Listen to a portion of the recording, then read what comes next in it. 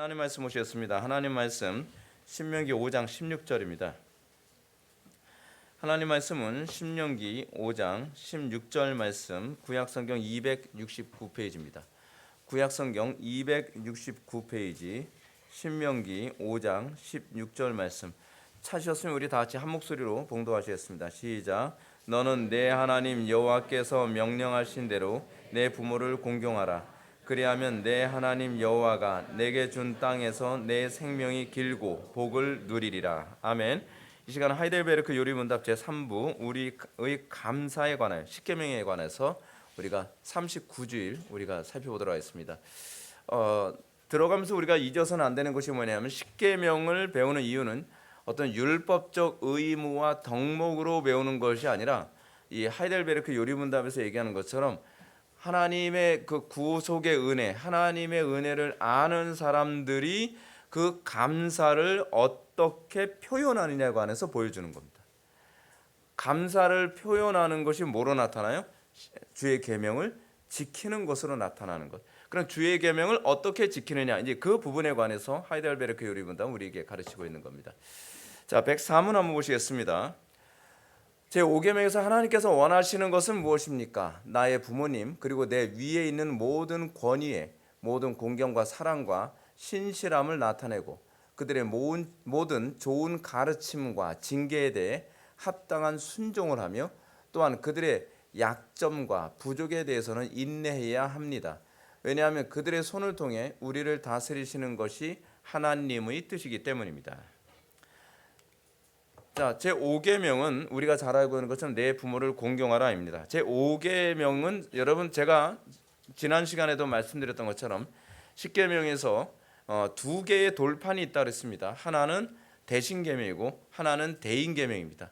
하나님을 향한 계명이 1계명부터 4계명이라고 한다면 사람을 향한 계명이 5계명부터 6계명이라고 제가 말씀드렸습니다.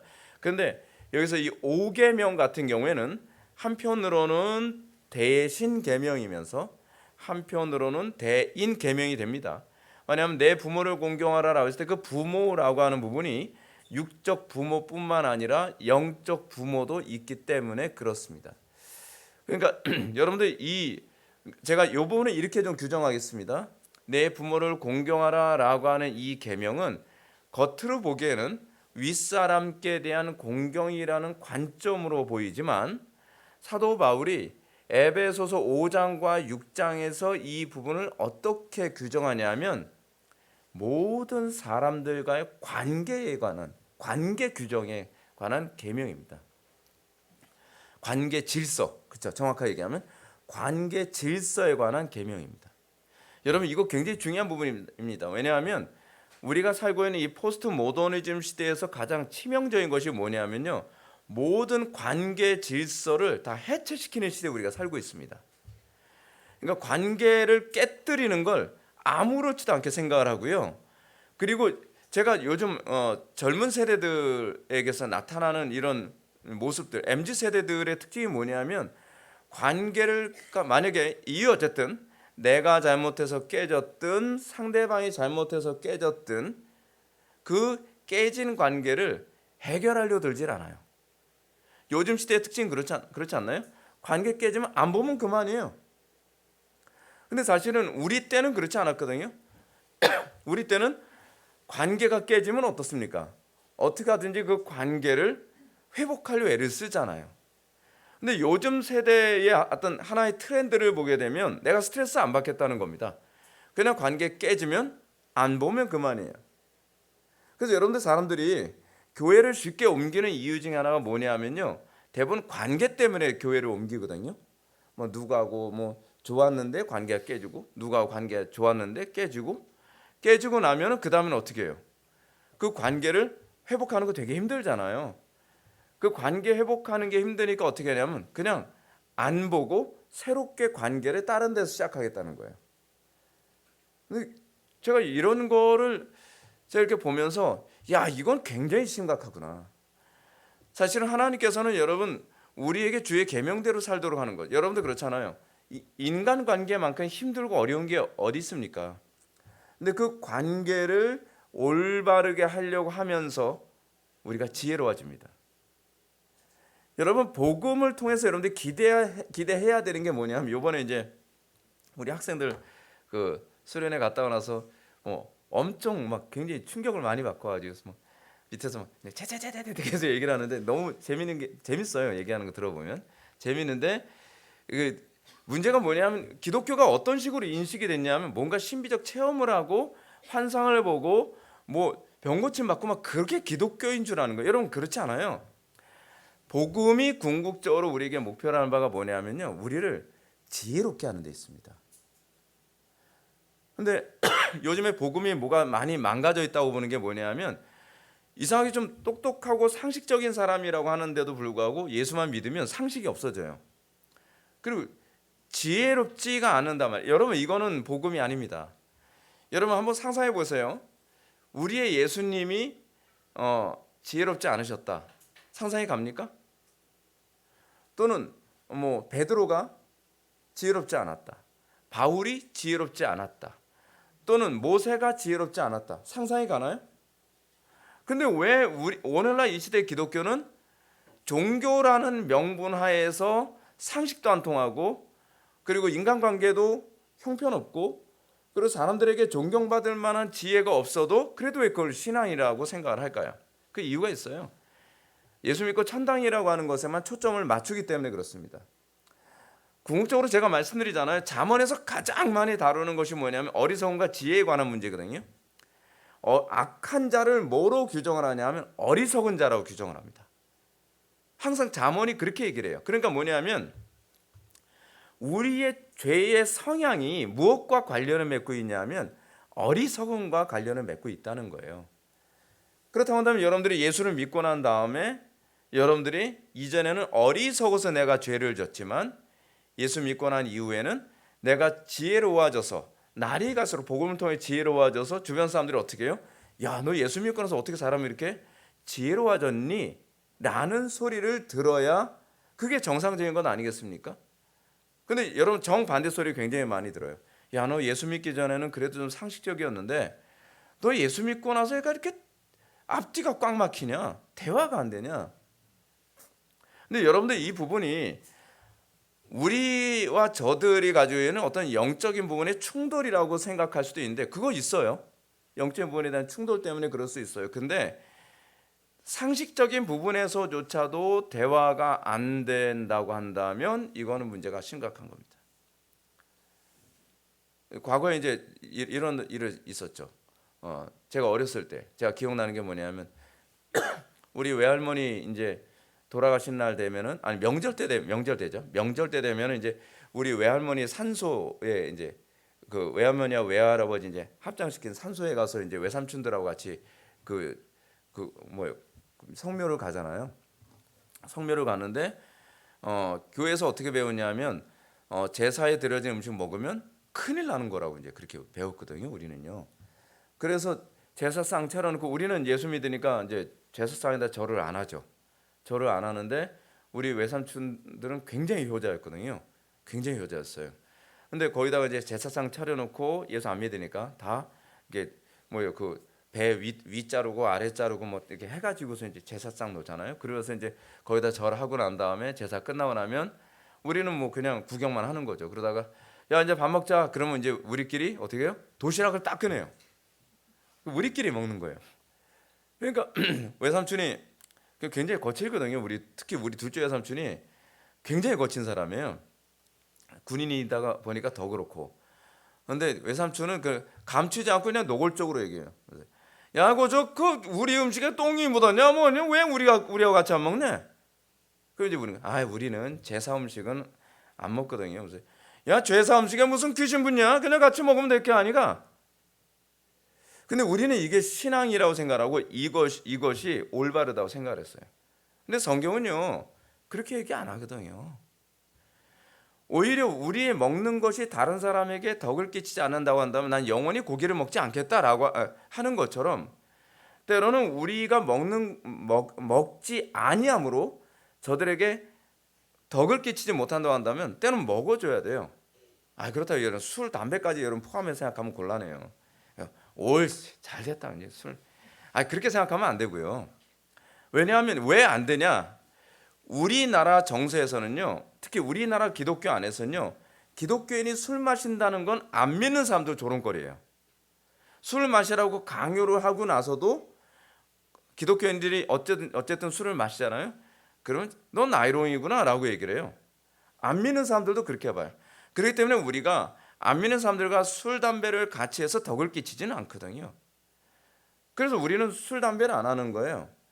근데 제사 음식에 관해서는 아무도 그렇게 안 봐요. 사도 바울도 우상에게 드려지는 음식, 그 고린도전서에서 얘기한 게 그거잖아요. 우상에게 드려지는 음식을 먹어도 되고 안 먹어도 된다라고 얘기했거든요. 사도 바울이 고린도전서 7장인가요? 거기서 그렇게 얘기합니다. 거기서 그 부분을 헬라어로 뭐라고 얘기하죠? 아디아포라라고 얘기한다고 했죠.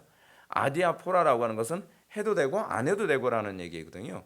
그래서 우상에게 드려진 음식 먹어도 되고 안 먹어도 되는데, 만약에 그 당시에 그 유대인들은 그렇게 생각했거든요. 우상에게 드려진 음식 먹으면 그것이 덕이 안 된다고 생각했어요.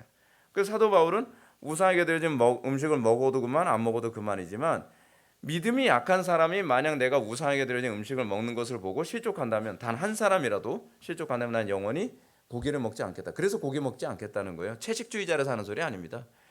마치 그거만 딱 보게 되면 자 봐라, 바울도 채식주의자 아니었냐, 영원히 고기 안 먹겠다고 하지 않았냐, 이렇게 갖다 붙이면서 해석하면 큰일 납니다. 그런데 오히려 우리나라 사회 안에서는 안 믿는 사람들과 같이 제사상에 올린 음식 같이 먹어주면서 오히려 그들에게 같이, 우리 원래 문화라는 게 그렇잖아요. 같이 음식을 먹으면서 친해지고 그렇게 복음을 전할 수 있는 기회를 얻는 거니까. 지혜롭지 못해서 그런 거죠. 그 지혜롭지 못하게 가르쳐서 그런 거예요. 저도 당연히 그런 줄 아는 거고요. 자, 5계명은 하나님과의 관계, 이웃과의 관계. 근데 관계의 우선순위가 어디예요? 하나님께 대한 관계죠. 하나님께 대한 관계가 이웃과의 관계에 반영이 되는 겁니다. 그래서 여러분들 이웃과의 관계가 깨졌다, 여러분들 이웃과의 관계가 내가 가는 곳마다 자꾸 가시와 엉겅퀴가 자꾸 나오는 것 같다, 그러면 뭘 점검해야 돼요? 상대방을 점검하는 것이 아니라 나와 하나님과의 관계를 점검하는 거죠. 하나님과 관계가 회복된 사람들에게 공통점이 뭐냐면 이웃과의 관계가 회복되는 것으로 나타나죠. 그러니까 믿음이 좋으냐 나쁘냐는 이웃과의 관계에서 나타나는 거예요, 사실은요. 권위의 존중이 관계 질서의 핵심이며 그것이 그리스도께서 보여주신 하나님의 형상 가운데 하나입니다.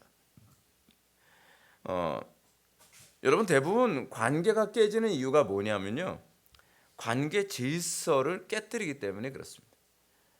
여러분들 이제 자녀를 키우시는 부모님들이 자녀를 키울 때 이 부분을 잘 가르치셔야 됩니다. 관계 질서를 가르쳐야 돼요. 아이들하고 무조건 좋은 게 아닙니다. 부모와 자녀와의 관계의 질서를 먼저 가르쳐야만 합니다. 부모에게 뭘 가르쳐야 돼요? 자녀에게 뭘 가르쳐야 돼요? 부모를 공경하는 법을 가르쳐야 돼요. 공경하는 법. 우리는 자꾸 친구 같은 부모 얘기하잖아요. 그 성경에 근거가 없습니다, 여러분. 우리는 항상 성경을 기반으로 해서 가르쳐야 되거든요. 성경을 기반으로 해서. 그래서 친구 같은 부모가 아니라 부모와 자녀의 선이 분명해야 돼요. 제가 이제 우리 아이들 키울 때도 이제 그런 부분 분명히 했거든요. 너희들과 아빠의 관계는 스승과 제자의 관계이기도 하고 부모와 자녀와의 관계이기도 해. 이 선 넘으면 안 돼. 이 선을 선명하게 가르치는 거죠. 언어 하나 사용하는 데에서도 선을 넘지 않도록. 물론 그러면서 친구같이 편한 관계에 이어야 되죠. 그렇지 않으면 이게 가부장적인 권위주의로 또 가게 되는 것 아니겠습니까? 그 왜 제가 이렇게 말씀드리냐면 예수님은 우리와 친구 같은 분이셨거든요. 나를 친구 삼으셨네 그러잖아요. 그랬을 때 좋은 관계라고 하는 건 친구 같은 관계이면서 또한 그 관계의 질서, 부모와 자녀, 스승과 제자의 관계가 분명해야만 합니다. 근데 여러분들 이런 게 있습니다. 인생 살다 보면 어떤 분이 이제 그런 얘기를 합니다. 자기가 직장 생활하면서 하도 못된 직장 상사를 만나가지고 내가 내 휘하에 있는 사람이 이제 내가 사업을 하면 내 밑에 있는 사람들한테는 인격적으로 잘해줘야지라고 하면서 굉장히 인격적으로 되게 잘해주는 거예요. 인격적으로 잘해줬더니 어떤 문제가 발생하냐 하면 점점 어떻게 해요? 기어오르기 시작을 하는 거죠. 기어오르기 시작하는 거예요. 그러니까 이제 이런 생각을 하는 거예요. 내가 뭘 잘못했나? 나는 내가 옛날에 직장 상사한테 하도 짓밟혀가지고 난 얘네들한테 잘해준다고 잘해줬는데 왜 그럴까? 그게 인간의 타락한 본성 중에 하나예요. 잘해주면 그 선을 자꾸 이제 넘을 수 있나? 여러분들 자녀들 잘 보십시오. 애기들 잘 보세요. 애기들이요, 그 눈치 엄청 봅니다. 그러면서 내가 그 부모가 싫어하는 거 뻔히 알면서도요, 한 번씩 도발을 해요. 도발을 딱 하는데 부모가 딱 그냥 못 본 채 하거나 그 반응 안 하잖아요. 그러면 본격적으로 일을 저지르기 시작해요. 근데 여러분, 거기서 도발 못 하도록 선을 안 돼라고 하는 선을 딱 그어 주셔야 됩니다. 그 자녀들의 미래를 결정합니다. 도발 중에 하나가 뭐냐면 아이들한테 존댓말 쓰라고 가르쳤는데 존댓말 썼다가 반말 썼다가 막 섞어서 하잖아요. 그랬을 때 여러분들 그거 매번 제재하는 거 되게 귀찮거든요. 되게 성가셔요. 근데 그거를 허용을 하잖아요. 허용을 하면 나중에는 반말로 딱 바뀌는 거예요. 그런 거 하나하나 여러분들 캐치하셔야 됩니다. 캐치하셔야 돼요. 근데 여러분들 우리가 성숙한 그리스도인이라고 한다면 상대방이 그 선을 긋기 때문에 내가 하는 것이 아니라 내가 알아서 그 선을 지켜주는 게 좀 더 성숙된 그리스도인의 모습이겠죠. 그렇죠? 그렇게 해야 됩니다. 그렇게 해야 돼요. 근데 그걸 못하게 된다면 사실은 하나님과의 관계를 제대로 나의 삶 속에 반영하지 못하고 있는 겁니다.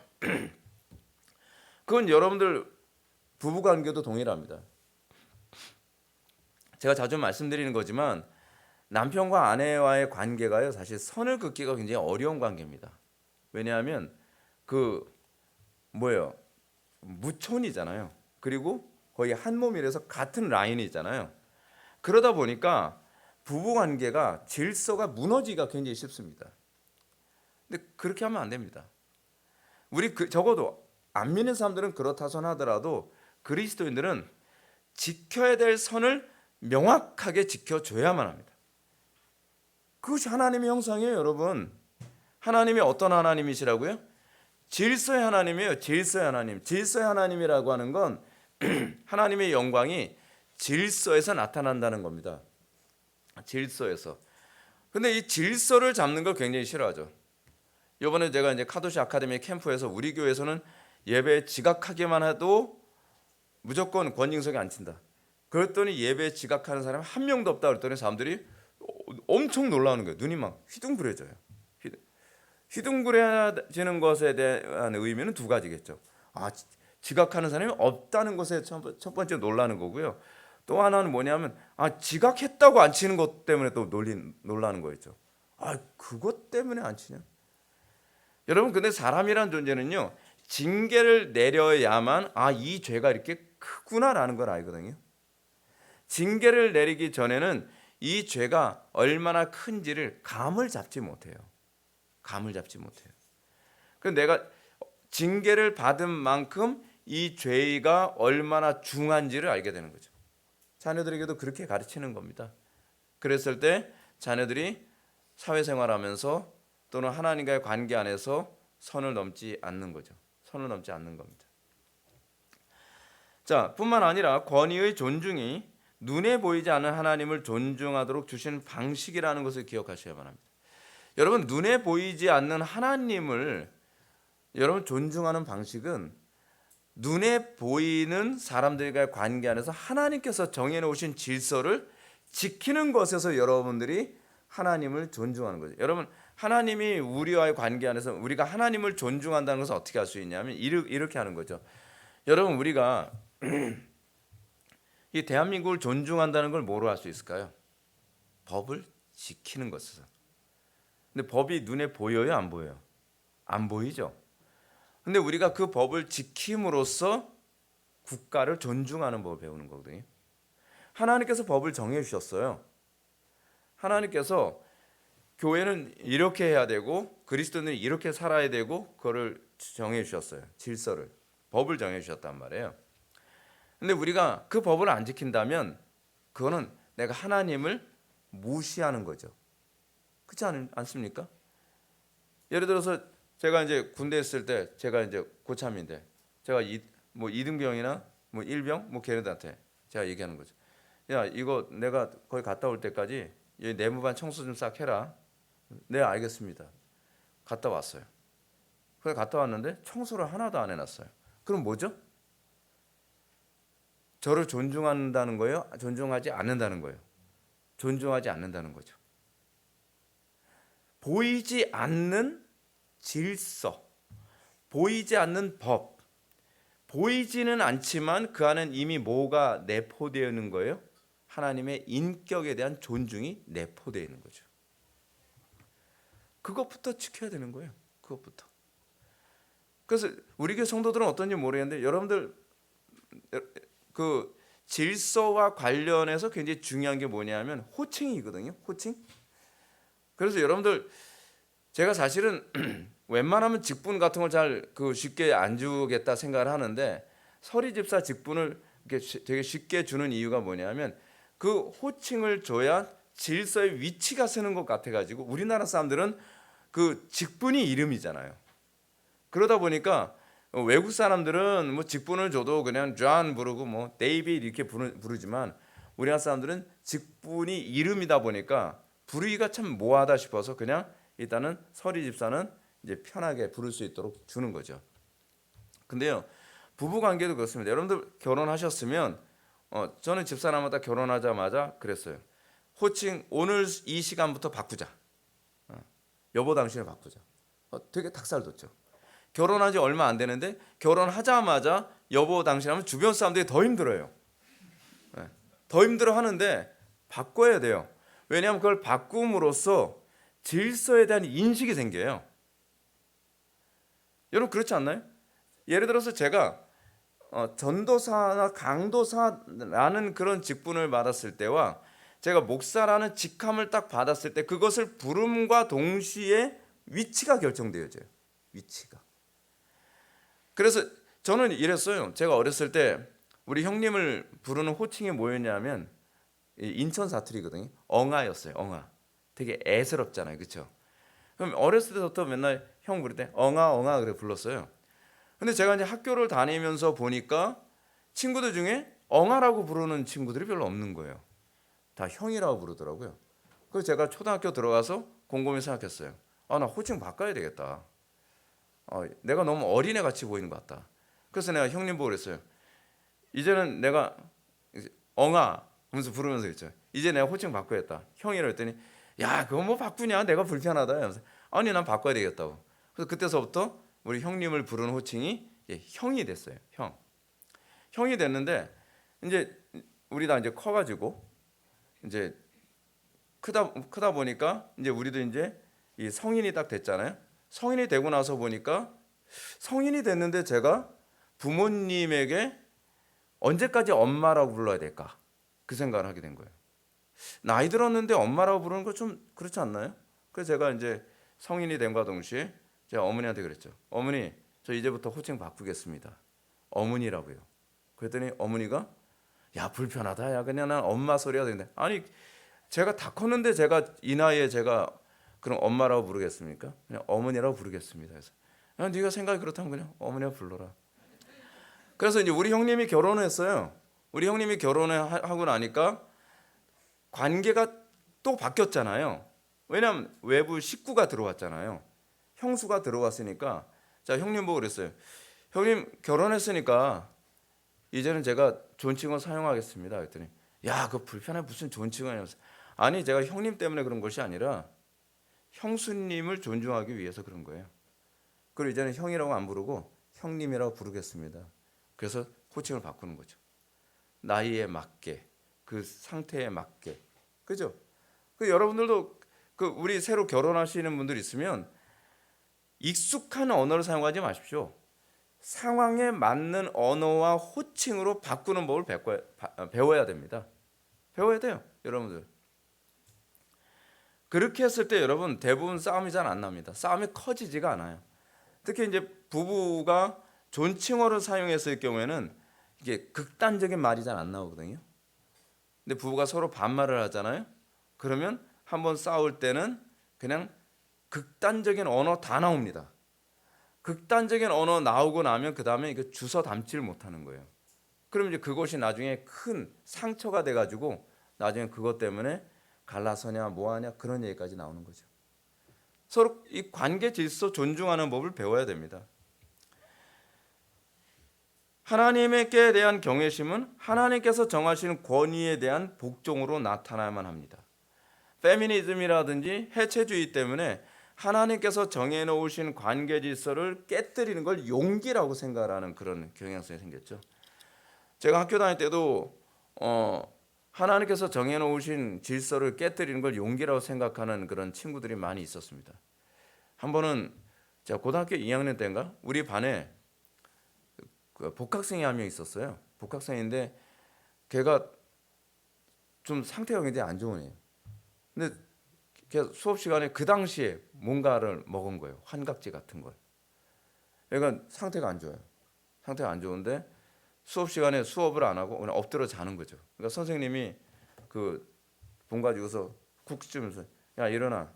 야 지금 수업 시간에 엎드려 자냐 자식아? 일어나. 그랬더니 에이씨 하더니 일어나더니 의자로 내리 찍겠다고 그랬어요. 선생님 막 도망가고 난리도 아니었어요.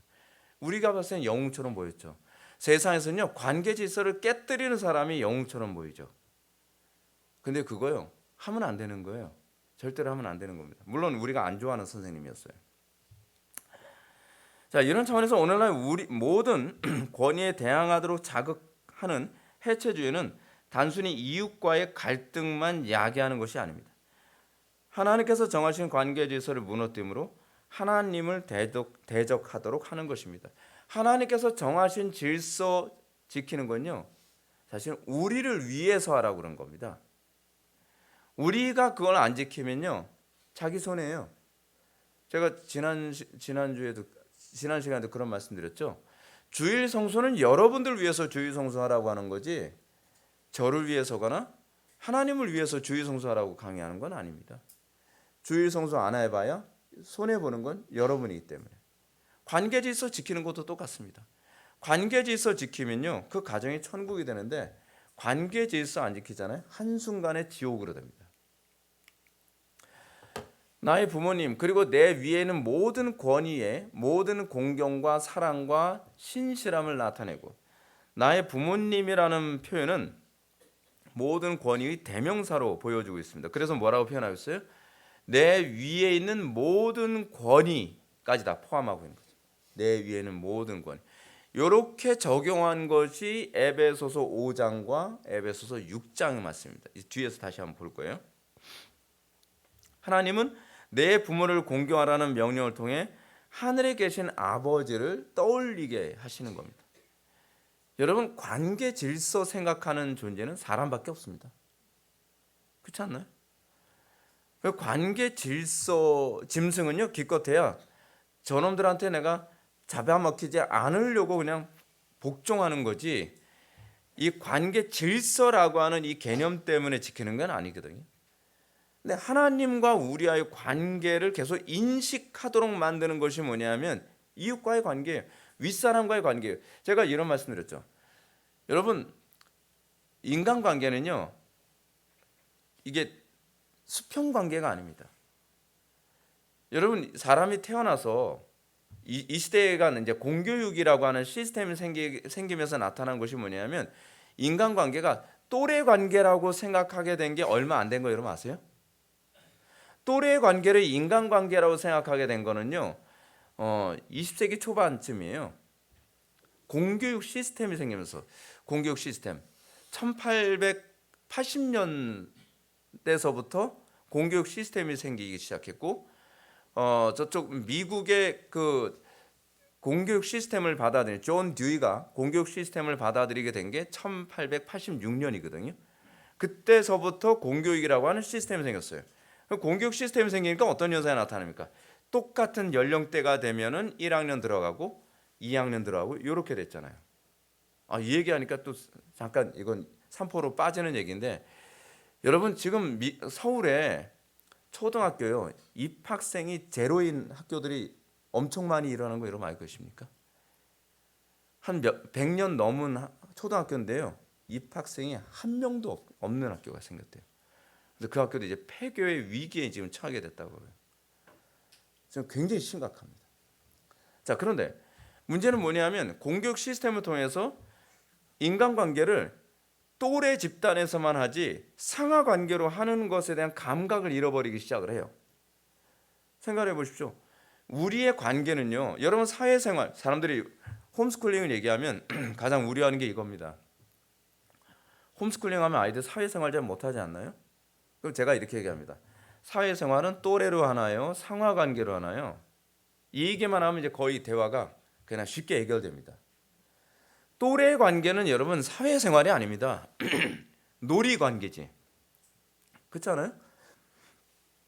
죄송합니다. 지금 제가 아직 감기 기운이 잘 안 떨어져서 놀이를 위한 집단과 사회생활의 관계 집단을 이해를 못하고 있는 거예요. 근데 여러분들 딱 태어나면 무슨 얘기부터 먼저 듣죠? 내가 엄마야, 내가 아빠야, 이 얘기부터 하잖아요. 그럼 아이들이 애기한테 뭐래? 엄마 해봐, 아빠 해봐. 그 얘기가 뭘 얘기하는 거죠? 관계를 배우요. 누가 이렇게 귀엽겠어요? 아이들이 태어났을 때 가장 먼저 배우는 게 뭐냐면요, 관계를 먼저 배워요. 관계를 배우고 나서 그 다음에 뭐 오빠가 있든지 뭐 누나가 있든지 뭐 윗사람 있으면 누나 해봐, 또 오빠 해봐 그러면서 또 다른 관계를 배우잖아요. 근데 그게 다 어떤 관계? 다 수직 관계예요. 다 수직 관계. 태어나서부터 그 관계는요, 다 수직 관계를 배워요. 하다못해 우리 교회도 이제 쌍둥이들이 있는데 쌍둥이도 여러분 형 동생 관계 있잖아요. 수직 관계예요, 다. 예. 형 동생 관계, 수직 관계를 가르쳐야 돼요. 여러분들 대부분 이제 집집마다 이런 얘기 많이 합니다. 우리 애들 맨날 싸워요. 싸울 때 어떻게 해야 될지 모르겠어요. 어떻게 하면 뭘 어떻게 해요? 싸우면요, 무조건 형 편을 들어주십시오. 여러분들 누나 편을 들어주시든지. 여러분들 제가 이렇게 얘기할 때 너무한 거 아니야? 저 막내예요. 저 막내로 태어나서 항상 억울하게 컸거든요. 옛날에는 그 TV 채널 있잖아요. TV 채널 옛날에는 리모컨이 없으니까, 우리 흑백 TV 시대니까 TV 없다가 흑백 TV가 생기면서 처음으로 우리 집에 이제 흑백 TV가 있었거든요. 그럼 겨울에 추우면 이제 다 아랫목에 앉아가지고 이불 덮고 이제 막 드라마 보고 막 그러잖아요. 그러면 이제 채널을 돌려야 되는데 채널 돌릴 때 항상 누구 시키냐면 절 시키는 거예요. 아니 막내, 요번 7번 틀어봐. 꼭 나만 시켜. 요 9번 틀어봐. 11번 틀어봐. 그러면 저 혼자서 막 계속 왔다 갔다 계속. 야 볼륨 좀 올려봐. 그러면 아마 기억나실 거예요, 그죠? 저 진짜 피해를 엄청 많이 봤어요. 근데 관계가 상하 관계가 선명했을 때 갈등이 없어요. 그러니까 제가 아는 어떤 그 미국에 사시는 장로님이 이런 말씀을 하십니다. 아이들이 잘못을 해서 막 싸우잖아요. 그러면 누가 옳았냐 누가 틀렸냐라고 하는 얘기는 2차로 따지고요. 너 왜 형한테 대들었어? 너 왜 오빠한테 대들었어? 그럼 굉장히 억울해한다는 거예요. 굉장히. 오빠가 먼저 괴롭혔단 말이에요. 아니 오빠가 먼저 괴롭혔냐 뭘 떠나서 관계는 질서거든요. 질서를 먼저 따지고 그 다음에 옳고 그름은 그 다음에 따지는 거거든요. 관계 질서를 깨뜨렸으면 이미 질서는 무너진 거예요. 관계는 깨진 겁니다. 이 부분이 먼저 인식이 돼야 돼요. 남편과 아내와의 관계도 그렇습니다. 질서가 먼저입니다. 질서가. 그 다음에 옳고 그름을 따지는 겁니다. 쌍둥이라도 소용없어. 옳고 그름을 따지기 전에 질서가 먼저. 질서가. 이 질서를 통해서 누구를 떠올리도록 하신 거냐 하면 하늘에 계신 우리 아버지를 떠올리게 하시는 거예요. 그거예요. 부모에겐 공경이라는 단어를 사용하지만 하나님께는 경외라는 단어를 사용합니다. 공경, 카바드, 경외, 야레. 단어는 다르지만 의미는 거의 비슷하게, 거의 같은 의미로 사용됩니다. 신명기 5장 16절에서 부모 공경은 여호와께서 명령한 대로 하라고 얘기합니다. 자, 근데 여기서 이제 핵심이 이거죠. 부모에게 공경하라고 하는 말을 오해해서 부모 말은 무조건 다 순종해야 된다는 얘기가 아닙니다. 근데 이 부분이 신명기 5장 16절에서 이 부분은 모든 관계에 다 적용되어집니다. 자, 남편이 아내의 머리라고 해서 남편이 시키는 건 무조건 다 따라야 됩니까? 다 복종해야 됩니까? 아니에요. 뭐라고요? 여호와께서 명령하신 대로 복종하는 겁니다. 여호와께서 명령하신 대로 공경하는 겁니다. 이거는 남편과 아내와의 관계뿐만이 아니라 부모와 자녀와의 관계에서도 그렇습니다. 그래서 그거를 사도 바울이 뭐라고 표현했냐면 주 안에서라고 얘기했어요. 주 안에서 복종하라라고 이렇게 표현하고 있죠. 직장에서도 직장 상사와 아랫사람과의 관계는 그렇게 관계가 세팅되어져야만 합니다. 제가 좀 더 포괄적으로 얘기할게요. 국가에서 이 정치 지도자들의 명령에 대해서도 우리는 주 안에서 복종하는 겁니다. 자, 좀 더 현실적인 얘기를 할까요? 저와 여러분들과의 관계 안에서도 제가 목사이기 때문에 여러분들이 무조건 복종해야 되는 관계는 아닙니다. 오로지 주 안에서 여호와께서 명령한 대로만 복종하면 됩니다. 여러분들 우리 교회 서약서의 내용이 5번째 항목이 뭔지 여러분 아십니까? 5번째 항목이 이겁니다. 담임 목사의 목회 행위가 성경에 위배되지 않는 한도 내에서 복종할 것을 서약하십니까? 가 5번째 항목입니다. 제가 뭐라고 했다고요? 담임 목사의 목회가 성경에 위배되지 않는 한도 내에서. 이건 제가 의도적으로 넣은 거예요. 여러분들이 저에게 무조건 복종해야 되는 것이 아니라 제 목회 방침에 무조건 따라야 된다고 제가 여러분한테 요구하는 것이 아니라 제가 여러분들 발목에 쇠고랑을 차기 위해서 서약서를 집어넣은 게 아니에요.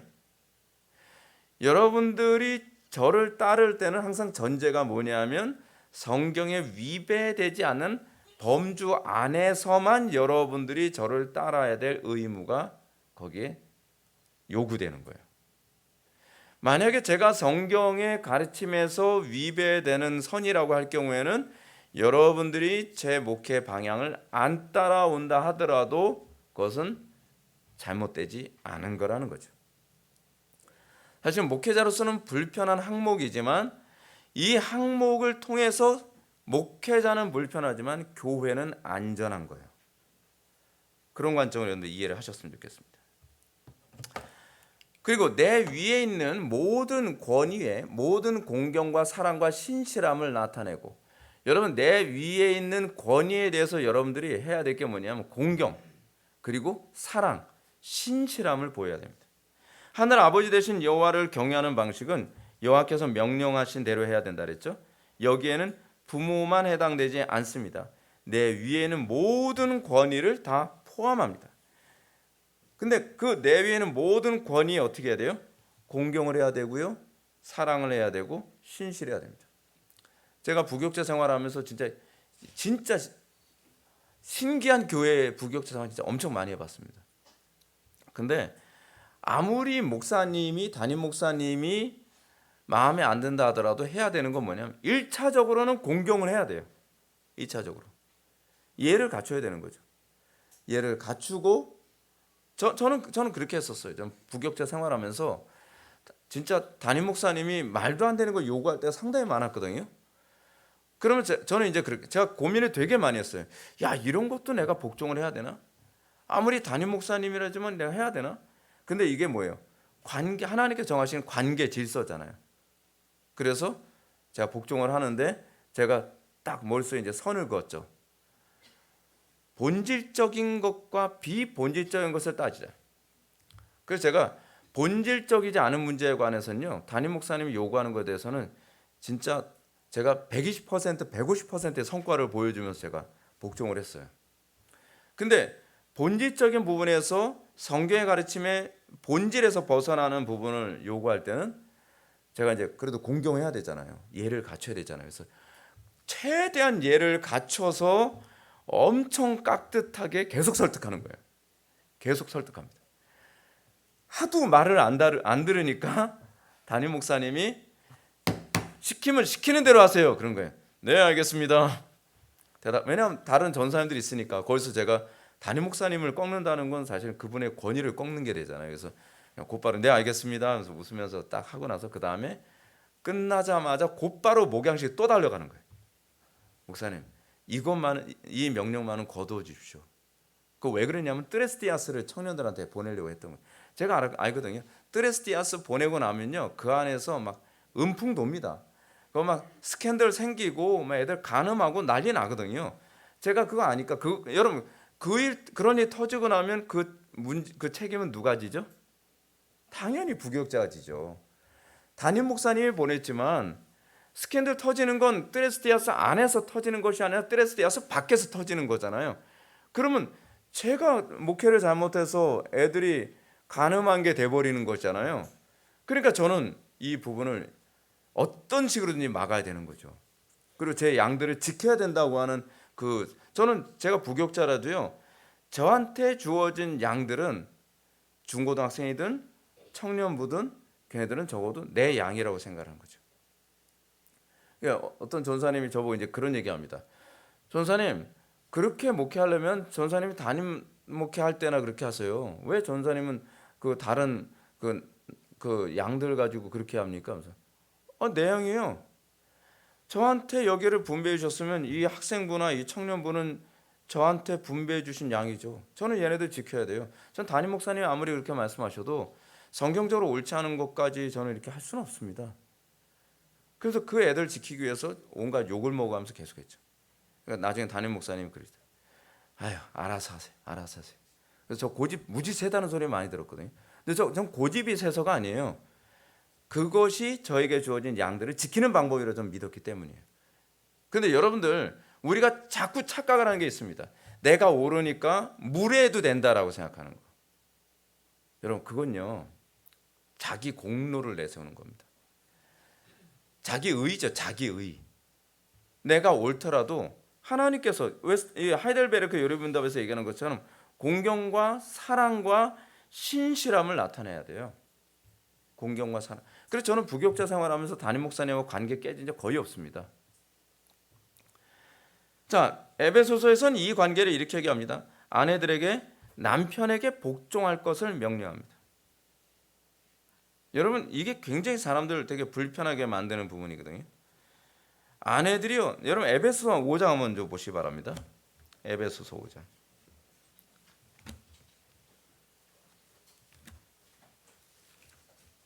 에베소서 5장 24절 보면 이게 항상 흥미로운 게 이게 구조가 이렇게 되어 있거든요. 아랫사람들에게 먼저 명령하고 그 다음에 윗사람에게 명령하는 구조예요. 아내들이요 하고 난 다음에 그 다음에 남편들이요. 그리고 자녀들이요 라고 하는데 그 다음에 부모들에게. 또 하인들에게 그 다음에 주인들에게. 구조가 그렇게 되어 있어요. 먼저 누구한테 명령한다고요? 아랫사람에게. 여러분 이거 잘 기억하셔야 됩니다. 아내들에게 남편에게 복종할 것을 명령하는데 5장 24절 보면 이렇습니다.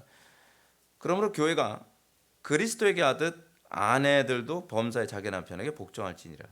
여러분 이거 뭘 얘기하는 거죠? 여호와께서 명령하신 대로를 이렇게 표현한 거예요. 여호와께서 명령하신 대로를 뭐라고 표현한다고요? 그리스도께서 교회에게 하듯 아내들도 범사에 자기 남편에게 복종할지니라. 남편들은 아내 사랑하기를 그리스도께서 교회를 사랑하시고 그 교회를 위하여 자신을 주심 같이 하라. 궁극적으로 여러분 우리가 복종해라 뭐 해라라고 하는 이거는요, 핵심이 그리스도가 나타나게 하기 위해서요. 우리의 관계 안에서. 여러분 힘들겠지만 이거 기억하셔야 됩니다. 관계를요 감정으로 가지면 안 됩니다. 관계 안에서 어떻게 그리스도를 드러낼 것인가를 고민할 줄 아는 게 이게 그리스도인입니다. 관계 안에서 그리스도를 드러내는 것보다는 관계 안에서 우리는 뭘 찾죠? 내 이익을 찾죠. 저 사람과 나와의 관계에서 내가 이익을 얻을 수 있는가? 저 사람과 나와의 관계에서 내가 어떤 유익을 얻을 수 있을까? 우리는 모든 관계가 내 육신의 유익의 세팅이 돼가지고서 관계를 설정하려고 하잖아요. 근데 성경은 우리들에게 뭐라고 얘기하냐면 관계 안에서 어떻게 그리스도를 드러낼 수 있을까에 관심을 가지라는 거예요. 우리가 관심 가져야 되는 게 그겁니다. 그게 예수 믿는 거 아니에요? 근데 우리가 그렇게 살게 되면 안 믿는 사람들이 우리를 볼 때 야, 참 저 사람들 지혜롭게 산다 그러거든요. 어떻게 부모와 자녀가 저런 관계를 맺을 수 있을까? 어떻게 요즘 세상에 남편과 아내가 저런 관계를 맺을 수 있을까? 정말 존경스럽죠. 두 번째, 자녀들아 주 안에서 요거 하나만 더 얘기합시다. 하도 그 남편들에게 복종하라 열받아 있는 사람들이 많아가지고 여러분 한번 생각해 보세요. 28절 이와 같이 남편들도 자기 아내 사랑하기를 자신과 같이 할지니 자기 아내를 사랑하는 자는 자기를 사랑하는 것이라. 여러분 아내 사랑하는 게 더 힘듭니까? 아니면 남편에게 복종하는 게 더 힘들 것 같습니까? 맨날 미운 짓만 하는 아내가 있어요. 맨날 이 박박 대들고 막 그러는 사람들이. 이제 아내로 대접하기 여러분 그렇잖아요. 아내가 너무 이쁘고 싹싹하고 사랑스러우면 아내를 사랑하는 게 노동이 아니겠죠. 근데 아내가 사랑받지 못할 말만 하고 사랑받지 못할 행동만 하고 사랑받지 못할 결정만 하면서 맨날 일만 저지르고 다녀요. 근데 그것과 관계없이 남편들은 뭐예요? 아내를 사랑하라. 여러분들은 이쪽이 더 편할 것 같습니까? 아니면 아내들이요 남편에게 그것도 어떻게 해요? 그리스도께 순종하는 것처럼 순종하라. 주 안에서 순종하라 이 얘기거든요. 그럼 주님의 뜻에 벗어났을 땐 순종 안 해도 된다는 거예요. 저 같으면 아내가 더 좋을 것 같아요. 그렇지 않습니까? 아니에요? 넘어갑시다. 여러분 자녀들아 주 안에서 너희 부모에게 순종하라. 에베소 6장 1절입니다. 순종을 하는데 어떻게 하라고요? 주 안에서 너희 부모에게 순종하라는 겁니다. 그냥 무조건 순종하라는 게 아닙니다. 부모가 야 교회 가지 마 하면서 그러면 부모님이 교회 가지 말라 했으니까 순종해야지? 그건 아니죠. 주 안에서라고 하는 건 우리가 그만큼 지혜를 짜내야 돼요. 제가 부교육자 생활하면서도 그랬던 거예요. 담임 목사님과 저와의 관계 질서를 지켜야 된다는 것 때문에 제가 스트레스를 얼마나 많이 받았는지 몰라요.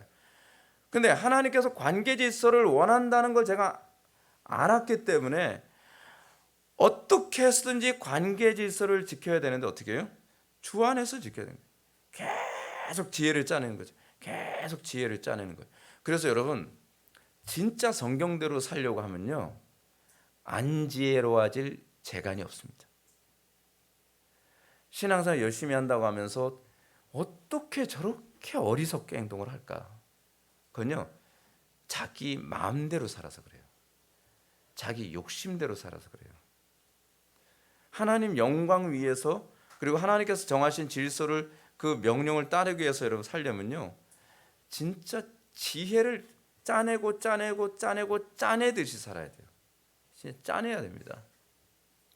근데 여러분들은 우리 관계를 선명하게 하기 위해서 얼마나 지혜를 짜냅니까?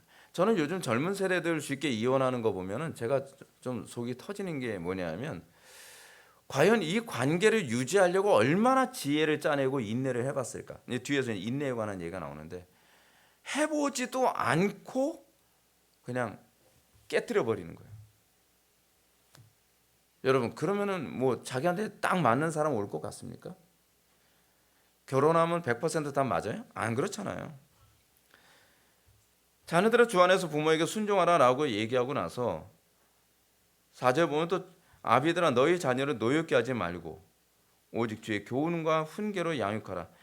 항상요 보면은 누구한테 더 어려운 쪽을 떠맡기냐면 아내보다 남편, 자녀보다 부모예요. 그리고 종보다 상전이에요. 더 어려운 걸 맡겨요. 세 번째, 종들아 두려워하고 떨며 성실한 마음으로 육체의 상전에게 순종하기를 그리스도께 하듯 하라. 종들에게 요구하는 게 뭡니까?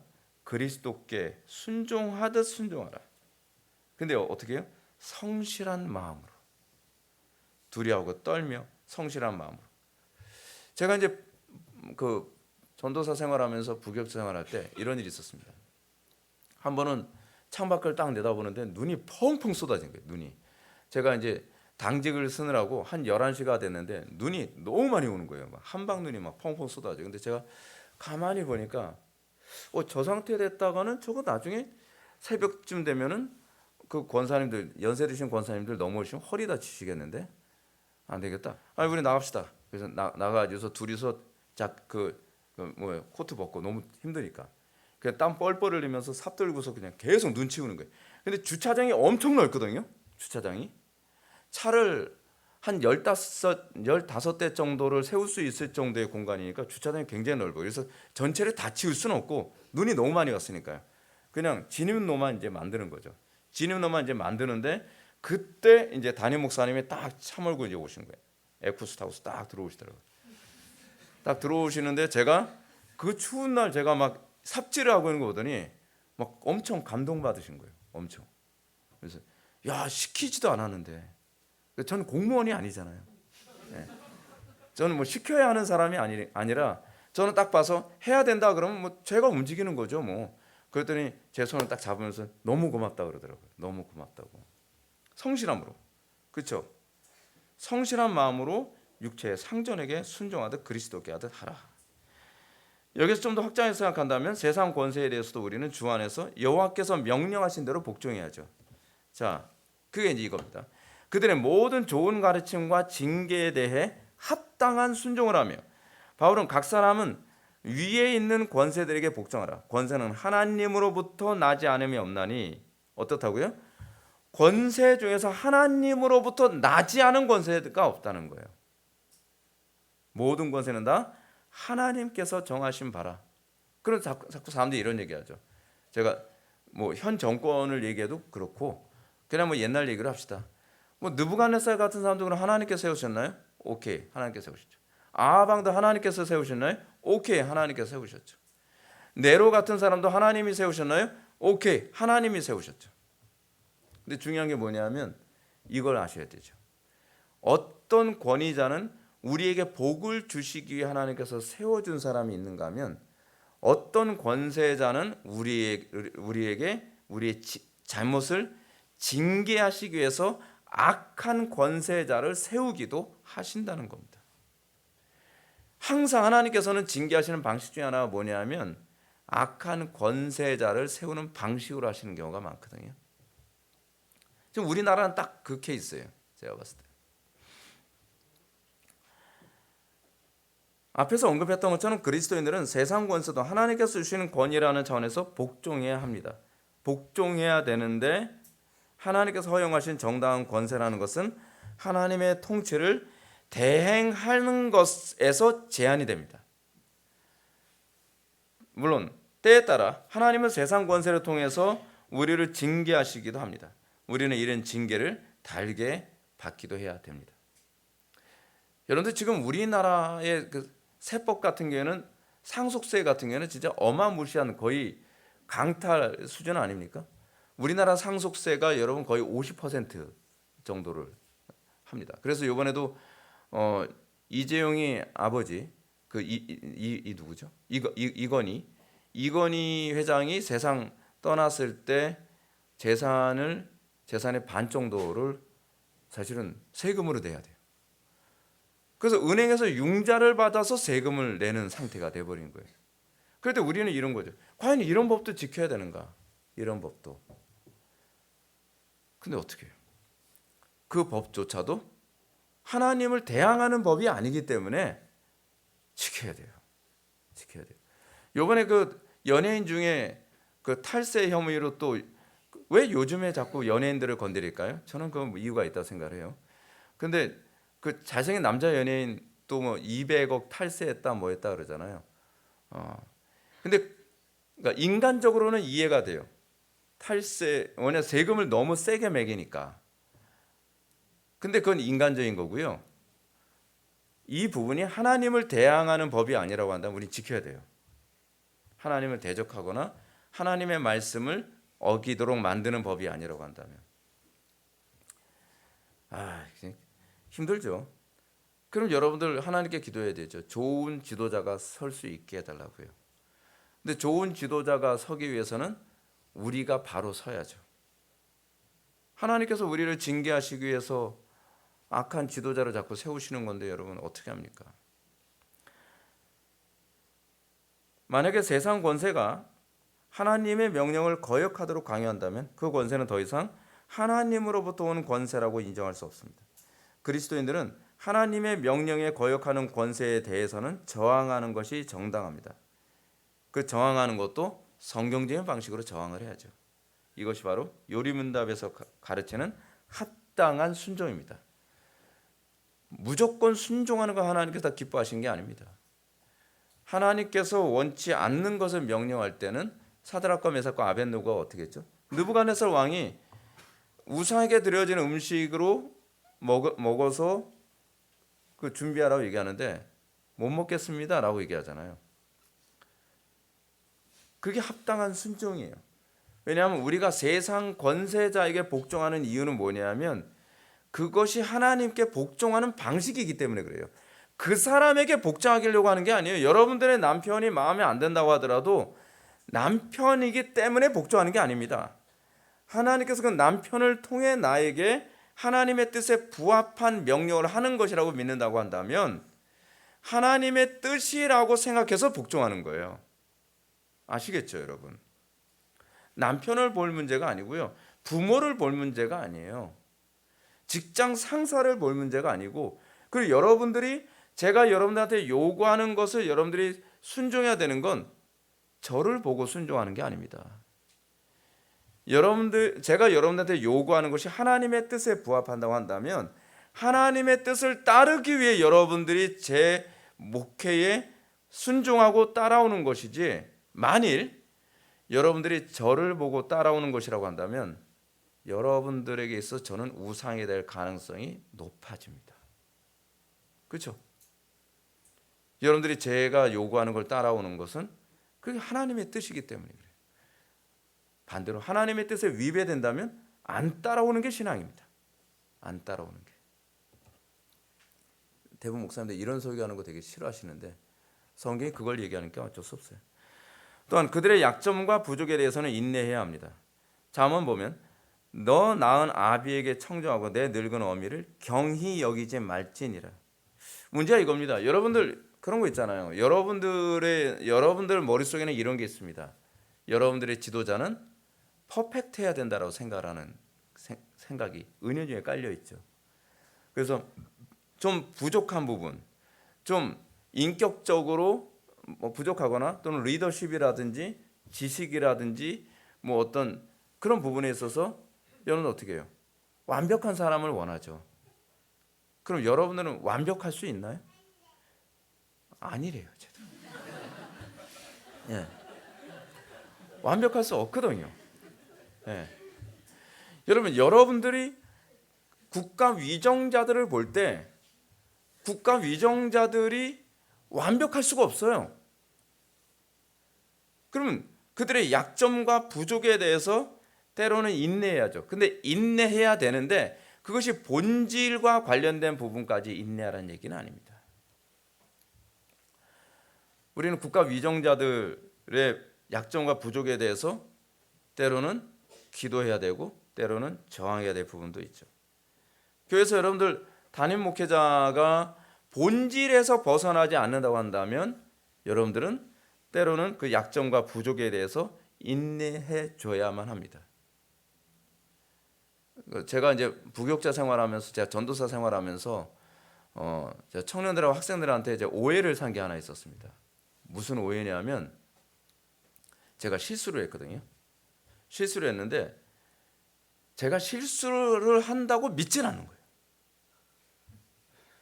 그래서 제가 실수한 거야. 전도사님은 실수하는 사람이 아니잖아. 내가 하나님이냐? 실수 안 하게? 그래도 전사님이 실수하는 사람 같지 않다. 환장하는 거죠.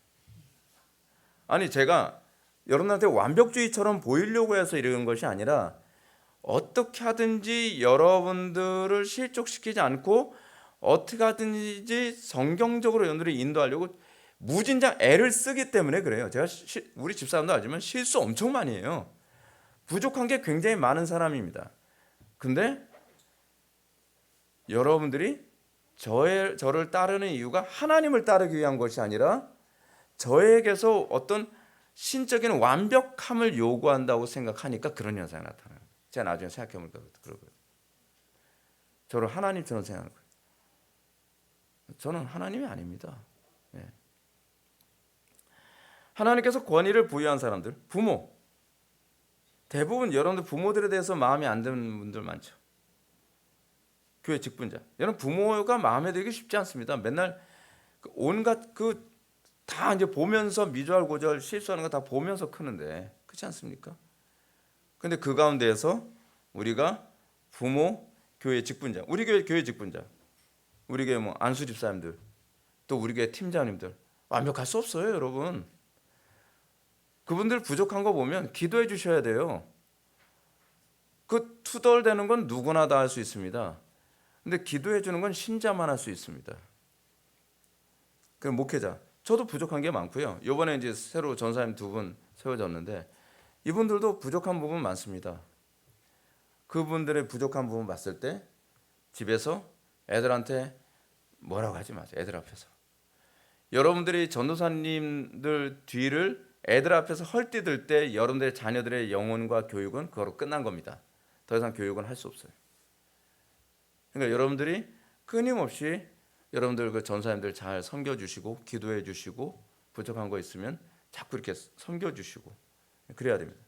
직장에서도 직장 상사를 여러분들 경건하게 움직이는 법도 좀 배워야 되는 거 여러분 알고 계십니까? 제가 부격자 생활하면서 한 가지 배운 게 하나 있습니다. 부격자가 무조건 담임 목사님을 무조건 복종하는 것만이 아니라 때로는 좋은 참모로서 담임 목사님의 목회 방향을 좋은 쪽으로 또 섬길 수도 있겠구나라는 생각을 하게 됐어요. 사실 저는 참모 스타일이 아니거든요.